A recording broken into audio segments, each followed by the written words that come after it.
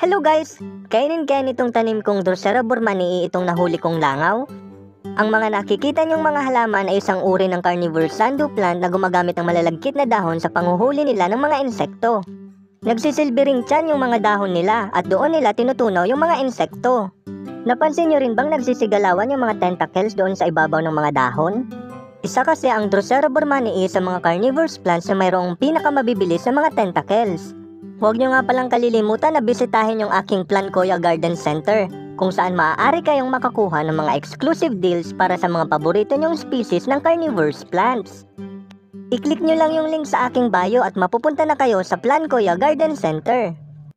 Kaya order na kayo bago pa man magkaubusan. Teka, mukha yatang nakawala na yung langaw. Akala mo siguro hindi kita mahuhuli, no? Ipakakain kita dito sa tanim kong Venus flytrap. Ako ang inyong Bicolanong hardinero Plancoya. Happy planting sa inyo!